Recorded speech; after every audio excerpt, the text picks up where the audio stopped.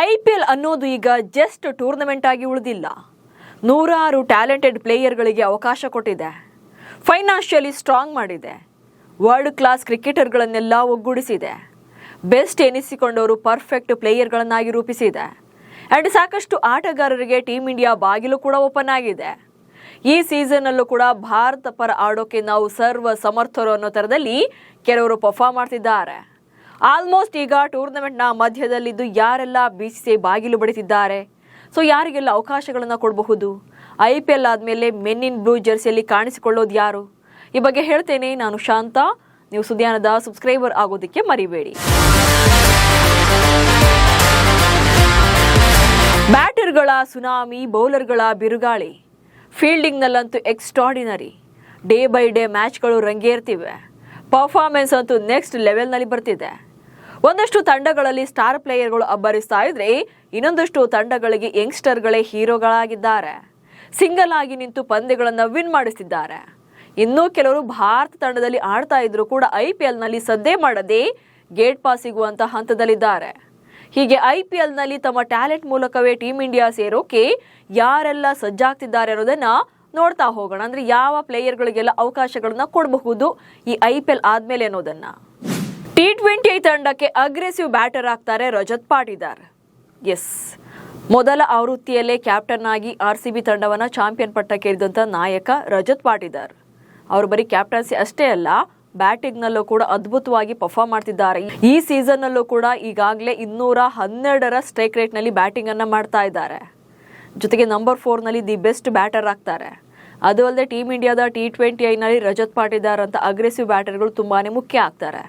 ಯಾಕಂದ್ರೆ ನಂಬರ್ 4 ಇರ್ಬೋದು ಅಥವಾ ನಂಬರ್ 5 ಇರೋದು ಮಿಡಲ್ ಆರ್ಡರ್ ನಲ್ಲಿ ಅಥವಾ ಫಿನಿಶರ್ ರೋಲ್ ಅಂತ ಬಂದಾಗ ದಿ ಬೆಸ್ಟ್ ಪರ್ಫಾರ್ಮೆನ್ಸ್ ಕೊಡ್ತಾರೆ ಅವರು. ಯಾಕಂದ್ರೆ ಅವರು 6 ಹಾಗೆ 4ಗಳಿಂದಲೇ ಡೀಲ್ ಮಾಡೋದ್ರಿಂದ, ಅದರಲ್ಲೂ ಕೂಡ ಸ್ಪಿನ್ ಫ್ರೆಂಡ್ಲಿ ಆಗಿ ಬ್ಯಾಟಿಂಗ್ ಅನ್ನ ಮಾಡೋದ್ರಿಂದ ರಜತ್ ಪಾಟಿದಾರ್ ಯಾವತ್ತಿದ್ರೂ ಕೂಡ ತಂಡಕ್ಕೆ ಒಂದು ರೀತಿಯಾಗಿ ಡೈಮಂಡ್ ಇದ್ದಂತೆ. ಸದ್ಯಕ್ಕೆ ಈಗ ಟೀಮ್ ಇಂಡಿಯಾ T20 ನಲ್ಲಿ ರಿಂಕು ಸಿಂಗ್ ಅಬ್ಬರಿಸ್ತಾ ಇಲ್ಲ. ಯಾಕಂತಂದ್ರೆ ಕಳೆದ ನ್ಯೂಜಿಲೆಂಡ್ ಸೀರೀಸ್ನಲ್ಲೂ ಬರಲಿಲ್ಲ, ಜೊತೆಗೆ ವಿಶ್ವಕಪ್ನಲ್ಲೂ ಅವ್ರ ಕಡೆಯಿಂದ ಮ್ಯಾಚ್ ವಿನ್ನಿಂಗ್ ಪರ್ಫಾರ್ಮೆನ್ಸ್ ಬರ್ತಿಲ್ಲ. ಈ ಸಲ KKR ಪರ ಕೂಡ ಸಾಕಷ್ಟು ಸ್ಟ್ರಗಲ್ಸ್ ಕಾಣಿಸ್ತಾ ಇದೆ. ಲಾಸ್ಟ್ ರಾಜಸ್ಥಾನ ವಿರುದ್ಧ ರಿಂಕು ಸಿಂಗ್ ಸ್ವಲ್ಪ ಚೆನ್ನಾಗಿ ಆಡಿದ್ರು ಅನ್ನೋದನ್ನು ಬಿಟ್ರೆ ಇಡೀ ಸೀಸನ್ ನಲ್ಲಿ ಅವರು ಸ್ಟ್ರಗಲ್ ಅನ್ನ ಪಟ್ಟಿರೋದನ್ನ ನೋಡೇ ಇದ್ದೀವಿ. ಸೊ ಬಹುಶಃ ರಿಂಕು ಸಿಂಗ್ ಅನ್ನ ಹೊರಗಿಟ್ಟು ರಜತ್ ಪಾಟಿದಾರ್ ಅನ್ನ ಆಡಿಸಿದ್ರೆ ಬಹುಶಃ BCCIಗೆ ಪ್ಲಸ್ ಪಾಯಿಂಟ್ ಆಗುತ್ತೆ. ಹೀಗಾಗಿ ರಜತ್ ಪಾಟಿದಾರ್ ಕೂಡ T20 ತಂಡಕ್ಕೆ ಆಡೋಕೆ ಅಗ್ರೆಸಿವ್ ಬ್ಯಾಟರ್ ಆಗಿ ಚಾನ್ಸ್ ಅನ್ನ ಕೊಡಬಹುದು. ಆ ರೀತಿಯಾಗಿ ಪರ್ಫಾರ್ಮ್ ಮಾಡ್ತಿದ್ದಾರೆ. ಇನ್ನು ಬ್ಯಾಟಿಂಗ್ ಹಾಗೆ ಬೌಲಿಂಗ್ ನಲ್ಲಿ ಬೆಸ್ಟ್ ಆಲ್ರೌಂಡರ್ ಆಗ್ತಾರೆ ಶಶಾಂಕ್ ಸಿಂಗ್. ಎಸ್, ಪಂಜಾಬ್ ಕಿಂಗ್ ತಂಡದ ಗೆಲುವಿನಲ್ಲಿ ಹಾಗೆ ಅವರ ನೋಲಾಸ್ ಜರ್ನಿಯಲ್ಲಿ ಶಶಾಂಕ್ ಸಿಂಗ್ ಅವರ ಪಾತ್ರ ಕೂಡ ತುಂಬಾನೇ ಮುಖ್ಯ ಆಗಿದೆ. ಶಶಾಂಕ್ ಸಿಂಗ್ ಜಸ್ಟ್ ಬ್ಯಾಟಿಂಗ್ ಅಷ್ಟೇ ಅಲ್ಲ, ಬೌಲಿಂಗ್ ಕೂಡ ಮಾಡ್ತಾರೆ. ಜೊತೆಗೆ ಬಿಗ್ ಬ್ರೇಕ್ ಥ್ರೂಗಳನ್ನು ತಂದುಕೊಡುವಂತ ಕ್ಯಾಪಬಲ್ ಅವರಲ್ಲಿದೆ. ಜೊತೆಗೆ ಅವರಲ್ಲಿರುವಂಥ ಸಾಮರ್ಥ್ಯದಿಂದ ಅವರು ಬ್ಯಾಟಿಂಗ್ನಲ್ಲಿ ಫಿನಿಶಿಂಗ್ ರೋಲ್ನ ಅದ್ಭುತವಾಗಿ ನಿಭಾಯಿಸ್ತಾರೆ. ಡೆತ್ ಓವರ್ಗಳಲ್ಲಿ ಅವರ ಬ್ಯಾಟಿಂಗ್ ನಿಜಕ್ಕೂ ಕೂಡ ಅದ್ಭುತವಾಗಿದೆ. 4 ಮತ್ತು 6ಗಳಲ್ಲೇ ಡೀಲ್ ಮಾಡೋದ್ರಿಂದ ಅವರು ಬೆಸ್ಟ್ ಫಿನಿಷರ್ ಆಗ್ತಾರೆ. ಜೊತೆಗೆ ಫೀಲ್ಡಿಂಗ್ ಕೂಡ ಎಕ್ಸ್ಟ್ರಾಡಿನರಿ ಇದೆ. ಸೊ ಒಂದು ತಂಡಕ್ಕೆ ಏನೇನು ಬೇಕೋ ಆ ಕ್ವಾಲಿಟೀಸ್ ಎಲ್ಲ ಇರೋದ್ರಿಂದ ಶಶಾಂಕ್ ಸಿಂಗ್ ಕೂಡ ಅವಕಾಶವನ್ನ ಕೊಡಬಹುದು. ಬಟ್ ಶಶಾಂಕ್ ಸಿಂಗ್ಗೆ ಇಲ್ಲಿ 34 ವರ್ಷ ಇನ್ನೆಲ್ಲಿ ಟೀಮ್ ಇಂಡಿಯಾ ಬಾಗಿಲು ಅವರಿಗೆ ಓಪನ್ ಮಾಡೋಕ್ಕಾಗುತ್ತೆ, ಯಂಗ್ಸ್ಟರ್ಸ್ಗೆ ಚಾನ್ಸ್ ಕೊಡ್ತಾರೆ ಅಂತ ಹೇಳಬಹುದು. ಬಟ್ ಹೌದು, ಯಾಕಂದ್ರೆ ಅವರು IPLನಲ್ಲಿ ಸೌಂಡ್ ಮಾಡೋಕ್ಕೆ ಶುರುವಾಗಿದ್ದೆ ಕಳೆದ 3 ವರ್ಷಗಳಿಂದ. ಹೀಗಾಗಿ ಟೀಮ್ ಇಂಡಿಯಾ ಪರ ಆಡೋಕೆ ಅವ್ರಿಗೇನು ಕೊನೆ ಅಂತ ಇಲ್ಲ. ಯಾಕಂತಂದ್ರೆ ಸೂರ್ಯಕುಮಾರ್ ಯಾದವ್ ಟೀಮ್ ಇಂಡಿಯಾಗೆ ಡೆಬ್ಯೂ ಮಾಡಿದಾಗಲೇ 30+ ಆಗಿತ್ತು. ಆನಂತರದಲ್ಲಿ ಅವ್ರು ಕ್ಯಾಪ್ಟನ್ ಆಗ್ತಾರೆ. ಜೊತೆಗೆ T20 ವಿಶ್ವಕಪ್ನು ಗೆಲ್ಲಿಸ್ಕೊಟ್ಟಿದ್ದಾರೆ. ಹೀಗಾಗಿ ಶಶಾಂಕ್ ಸಿಂಗ್ಗೆ age it's not a number, but ಏನು ಅವ್ರ ಪರ್ಫಾರ್ಮೆನ್ಸ್ ಮೇಲೆ ಡಿಪೆಂಡ್ ಆಗೋದ್ರಿಂದ ಶಶಾಂಕ್ ಸಿಂಗ್ ಹಂಗಂತೇಳಿ ಕಂಟಿನ್ಯೂಯಸ್ ಆಗಿ 2 ವರ್ಷ 3 ವರ್ಷ ಆಡಿಸಿ ಅಂತಲ್ಲ. ಸೊ ಸಮ್ ಪ್ಲೇಯರ್ಗಳಿಗೆ ಈಗ ರೆಸ್ಟ್ ಕೊಟ್ಟಾಗ ಅಂಥ ಟೈಮಲ್ಲಿ ಹಳಬ್ರನ್ನೇ ನೀವು ಪಿಕ್ ಮಾಡೋ ಬದಲು ಅಟ್ಲೀಸ್ಟ್ ಇಂಥವ್ರಿಗೆ ಅವಕಾಶವನ್ನು ಕೊಟ್ಟರೆ ಅವ್ರಿಗೂ ಕೂಡ ಟೀಮ್ ಇಂಡಿಯಾ ಪರ ಆಡಿದ್ವಿ ಅನ್ನುವಂಥ ಖುಷಿ ಇರುತ್ತೆ. ಜೊತೆಗೆ ಪರ್ಫಾರ್ಮೆನ್ಸ್ ಕೂಡ ಹಾಗೆ ಇದೆ. ಹಾಗಾಗಿ ಶಶಾಂಕ್ ಸಿಂಗ್ರನ್ನ ಕನ್ಸಿಡರ್ ಮಾಡಬಹುದು. ಇನ್ನು ಕೃನಾಲ್ ಪಾಂಡ್ಯ ಬೌಲಿಂಗ್ ಅದ್ಭುತವಾಗಿದೆ, ಬ್ಯಾಟಿಂಗ್ನಲ್ಲೂ ಸಹ ಸಹಾಯ ಮಾಡ್ತಾರೆ. ಕೃನಾಲ್ ಪಾಂಡ್ಯ ಈ ಸೀಸನ್ ಹಾಗೆ ಲಾಸ್ಟ್ ಸೀಸನ್ನಲ್ಲೂ ಕೂಡ ಅವ್ರ ಎಕ್ಸ್ಪೀರಿಯನ್ಸ್ ಬೌಲಿಂಗ್ ಅನ್ನು ನೋಡಿದ್ದೇವೆ. ಬಟ್ ಅವ್ರಿಗೀಗ ಟೀಮ್ ಇಂಡಿಯಾದಲ್ಲಿ ಅವಕಾಶ ಸಿಗೋದು ಕಡಿಮೆನೆ, ಬಟ್ ವಾಪಸ್ ಕರೆಸ್ಕೊಳ್ಳೋದು. ಬಟ್ ಆ ರೀತಿಯಾದಂಥ ಪರ್ಫಾರ್ಮೆನ್ಸ್ ಅನ್ನ ಕೊಡ್ತಾ ಇದ್ದಾರೆ. ವಾಪಸ್ ಆಡಿಸಲೇಬಹುದು ಅನ್ನೋ ರೀತಿಯಲ್ಲಿ ಅವರ ಸ್ಕಿಲ್ ಹೊರಬರ್ತಾ ಇದೆ. ಇನ್ನು ಬೌಲಿಂಗ್ ನಲ್ಲಿ ಇಂಪ್ಯಾಕ್ಟ್ ಮಾಡ್ತಾ ಇರುವಂತಹ ಪ್ರಸಿದ್ಧ ಕೃಷ್ಣಗಿದ್ಯಾ T20 ಫಾರ್ಮೆಟ್ ನಲ್ಲಿ ಅವಕಾಶ ಸಿಗುತ್ತಾ? ಕನ್ನಡಿಗ ಪ್ರಸಿದ್ಧ ಕೃಷ್ಣ ಲಾಸ್ಟ್ ಇಯರ್ IPL ನಲ್ಲಿ ಪರ್ಪಲ್ ಕ್ಯಾಪ್ ಹೋಲ್ಡರ್ ಆಗಿದ್ರು. ಈ ಸಲ ಕೂಡ ಲಿಸ್ಟ್ನಲ್ಲಿದ್ದಾರೆ, ರೇಸ್ನಲ್ಲಿದ್ದಾರೆ. ಬಟ್ ಅವರನ್ನ T20ನಲ್ಲಿ ಆಡಿಸ್ತಾ ಇಲ್ಲ. ಅಲ್ಲಿ ಏನಂತಂದ್ರೆ ಚಾನ್ಸ್ ಸಿಗ್ತಾ ಇರೋದವರಿಗೆ ಟೆಸ್ಟ್ನಲ್ಲಿ ಅವಕಾಶಗಳನ್ನ ಕೊಡ್ತಾ ಇದ್ದಾರೆ.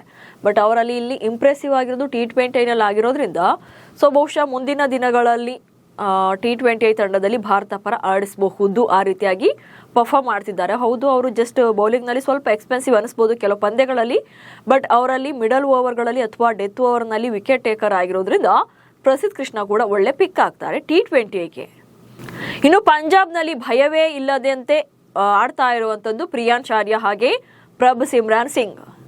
ಈ ಸಲ ಲಾಸ್ಟ್ ಸೀಸನ್ ಅಲ್ಲಿ ಪಂಜಾಬ್ ತಂಡ ಅದ್ಭುತವಾಗಿ ಪ್ರದರ್ಶನ ನೀಡೋಕೆ one of the main reason captain Shreyas Iyer ಎಷ್ಟು ಇಂಪಾರ್ಟೆನ್ಸ್ ಇದೆಯೋ ಪ್ರಿಯಾಂಶ್ ಆರ್ಯ ಹಾಗೆ ಪ್ರಭ್ ಸಿಮ್ರಾನ್ ಕಡೆಯಿಂದಲೂ ಕೂಡ ಅಂಥದ್ದೇ ಪರ್ಫಾರ್ಮೆನ್ಸ್ ಬರ್ತಾ ಇದೆ. ಸೊ ಓಪನರ್ಗಳಾಗಿ ಬರುವಂತ ಈ ಇಬ್ಬರು ಆಟಗಾರರು ಕನ್ಸಿಸ್ಟೆನ್ಸಿಯಾಗಿ ಪರ್ಫಾರ್ಮ್ ಮಾಡ್ತಿದ್ದಾರೆ. ಅಟ್ಲೀಸ್ಟ್ ಒಂದು ಪಂದ್ಯದಲ್ಲಿ ಒಬ್ರು ಏನಾದ್ರೂ ವಿಕೆಟ್ ಬೇಗ ಬಿತ್ತು ಅಂತಂದ್ರೆ ಇನ್ನೊಬ್ರು ಅದನ್ನ ಇನಿಷಿಯೇಟ್ ತಗೊಂಡು ಕಮ್ಬ್ಯಾಕ್ ಮಾಡ್ತಾರೆ. ಜೊತೆಗೆ ಬಿಗ್ ಹಿಟ್ಗಳನ್ನ ಬಾರಿಸ್ತಾ ಇರೋದ್ರಿಂದ ಪಂಜಾಬ್ ತಂಡಕ್ಕೆ ಓಪನರ್ಗಳಾಗಿ ಅದ್ಭುತವಾದಂಥ ಬೇಸನ್ನ ಕೊಡ್ತಾ ಇರೋದು ಕೂಡ ಆ ತಂಡದ ನೋಲಾಸ್ ಜರ್ನಿಗೆ ಒಂದು ಕಾರಣ ಆಗಿದೆ.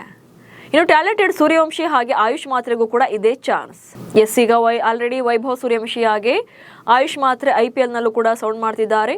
ಇನ್ನು ಅಂಡರ್-19 ವಿಶ್ವಕಪ್ ಗೆದ್ದಿದ್ದಂಥ ಈ ಆಟಗಾರರು ಸದ್ಯ ಟೀಮ್ ಇಂಡಿಯಾಗೂ ಕೂಡ ನಮ್ಮನ್ನು ಆಡಿಸಬಹುದು ಅನ್ನೋ ಥರದಲ್ಲಿ ಚಾನ್ಸ್ ಅನ್ನು ಕೊಡ್ತಾ ಇದ್ದಾರೆ. ಬಟ್ ಮುಂದಿನ ದಿನಗಳಲ್ಲಿ ಅವ್ರಿಗೆ ಅವಕಾಶ ಸಿಕ್ಕೇ ಸಿಗುತ್ತೆ.